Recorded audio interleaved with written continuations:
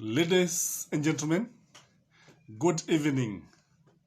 I hope you had a great day, and I think it is important that we keep in touch despite the many issues that have been happening in this country. Raila Amolo Odinga refused to steal the elections. In fact, Raila Amolo Odinga cannot steal the elections. Together with Mother Karua, they are people of integrity. They had all the chances of stealing or rigging the elections. They had all the machineries. But who is going to steal the election? Not Raila Amolo Odinga. So that is why today I want us to discuss the reason why the Americans or the Western nations in general, Britain, USA, Germany, why they don't like Raila Amolo Odinga. Why he has always won the elections and he has never been declared the president, including 2007 when it was clear to all and sundry that he won the elections. So why do Americans hate Raila Amolo Odinga? Why do they fear his leadership? What is this in Raila Amolo Odinga that the Americans, especially the Americans, cannot cope with? I want to look at a number of reasons why I believe, and some of them are facts, that Raila Amolo Odinga is very unpopular among the Western nations. Although his diplomatic credentials are very good, although they relate to him very well, they actually don't want him to be the president of this republic. So if you are joining this channel for the first time and you have never subscribed, can you take a minute, subscribe, like our video, viewers, and you can even share and comment. So the first reason why I think Raila Amolo Odinga is hated by the Western nations is because he is a social democrat. And you see, when we talk about social democrats, unlike the Americans who believe in purely capitalists, they are pure capitalists, whereby it is everyone on himself and God for us all. It is a man and his survival. It is the survival for the fittest, without caring about the other people. But when you look at Raila Amolo Odinga, Raila Amolo Odinga's leadership is a human face. And again, the social democrat are usually associated with Russia and China.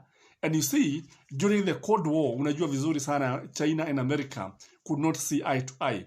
So Raila has been a victim of this.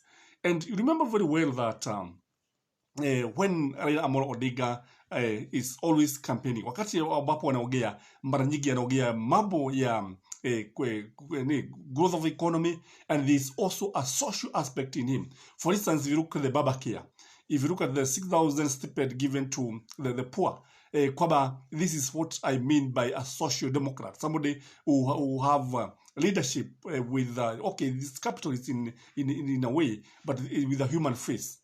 The other reason why I believe that these people don't want Raila Amolo Odinga to be the president or the leader of this country is because he can't cope with corruption. Raila Amolo Odinga hates corruption and its ugly face. And you remember very well, most of you remember Magufuli, John Pombe Magufuli, the late president of Tanzania. So this president did not last long. Remember how he used to fight corruption. Unakumbuka vile ambavyo alikabiliana na mafisadi. And mark you, most of the people who benefit are American companies, the Chinese companies. So these are the foreign companies that benefit from corruption.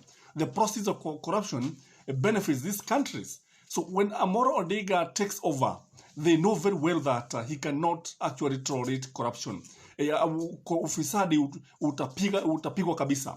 And that is why, you remember very well that even before the elections were over, even before the results of the elections were over, American had decided to issue a travel advisory to its citizens against traveling to Kisumu, declaring it as some hotspot, an area where eruption, political, ethnic clashes are likely to happen. Again, wakati ambapo kesi ilikuwa inaendelea katika mahakama ya upeo, they were very fast to issue another travel advisory to Kisumu. Kwa hivyo jambo hili linakwambia wazi ya kwamba in a way they knew what was happening, and that is why they were able to assist Chebukati to rig the elections. In fact, the Americans were behind this rigging, and they are the people who are supporting Chebukati and his team. They are the people who are financing the Venezuelans. And the rigging was so complicated that even Supreme Court could not even comprehend what was happening. The other reason why these people hate Raila Amolo Odinga is because of terrorism. Raila Amolo Odinga knows very well that Kenya has been fighting the American war. Wakenya wanapigana vita ambavyo si vyao. In fact, Kenyans have suffered, have been killed, have been murdered by terrorists. Na sio kwa sababu zao, kwa sababu ya vita vya Marekani na Waislamu. Ni jambo ambalo watu hawapendelewi nalo. Unajua Raila Amolo Odinga kile ambacho anajua ni kwamba hili ni jambo ambalo anajua. Na if Raila Amolo Odinga was become the president, if for sure he became the president, kile ambacho kingefanyika ni kwamba tungeona mara moja even the armed forces, the KDF could have been withdrawn from Somalia, and this could have worked against American interests. Na hili ni jambo ambalo halikuwa likiwapendeza. Again, when you look at Raila Amolo Odinga, when it comes to trade, is because he believes in social justice again. You see, when you look at the balance of trade between Kenya and Africa in general and the developed countries, especially America, you see the balance of trade is heavily tilted towards in favor of American nations and the Western nation, that is. Na ni jambo ambalo yeye hapendelei, ni jambo ambalo anajua wazi na ni jambo ambalo hawezi akaliunga mkono.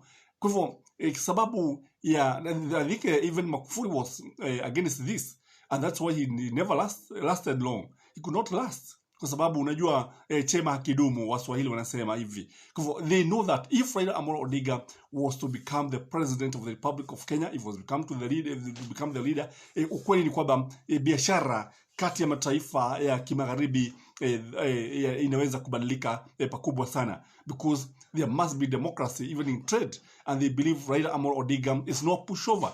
So that's why they will not be comfortable with Raila Amolo Odinga. The other reason is that, Raila Amolo Odinga is very much associated with Pan-Africanism. He believes in the unity of Africa. He believes that Africa should be united. We should use synergy and trade amongst themselves. Na hili ni jambo ambalo wazungu hapendi, ni jambo ambalo wakereketa maini. Kwa hivyo ni jambo ambalo, because unity is strength, and if African countries can unite, this is something that would be a big threat to the Americans and all the Western nations. The other thing is that they have always associated Raila Amolo Odinga with radicalism. And you see, when he was fighting for multipartyism, alikuwa katika mstari wa mbele. Hata wakati ambapo alikuwa anapigania katiba hii ya 2012, pia alikuwa katika mstari wa mbele. So they have always associated Raila Amolo Odinga with radicalism, which is very, very unfair for them. They think that this is somebody who can antagonize Africa, the whole of Africa. The other reason, some wazungus view Raila Amolo Odinga as a leader of the labor movement. Kulingana nao wanaona kwamba ni mtu ambaye anaweza akaongoza maandamano, ni mtu ambaye anaweza akaongoza watu, a movement can bring change in the country, can bring change in Africa, and for this they have always been very, very uncomfortable with him. The other thing I believe is that when he's there, they want somebody who can checkmate the African neighbors, the Kenyan neighbors. I've always said that America, you always look after her interests. America is not interested with anything. Anything that does not benefit America is of no economic value, is of no political value. And because you see now, when somebody like Ruto is there, he will be a puppet of the Western nations. But Raila cannot be a puppet of the Western nation. So they will not be comfortable with somebody who will not checkmate the neighbors, because they don't trust Museveni, for instance. They don't trust Kagame. But when they have somebody like Ruto in the helm, wanajua kwamba Ruto is going to checkmate these countries.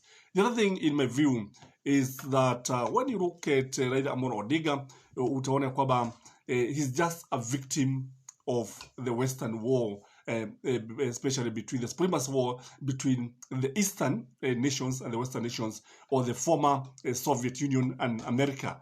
He is just a victim. Na kusema ukweli, ukiangalia utaona kwamba when you look at Uhuru Muigai Kenyatta na hao watu wengine kama vile ukiangalia hata Mwai Kibaki, these guys were almost the same. They were almost the same. It's like they were working the same. The style of leadership is the same. But when you look at Raila Amolo Odinga is likely to change or the status quo. Mambo yanaweza kubadilika pakubwa, and that is why they have always been against Raila Amolo Odinga. So I'm saying this because of many people have been asking me, what is the interest of the Western nation? Why don't they like Raila Amolo Odinga? And I think I've put it in black and white. So if you're there, you can like our video, you can share, you can comment. This is Gasis Kaman, the tallest man in Black Africa, and may you have a lovely evening.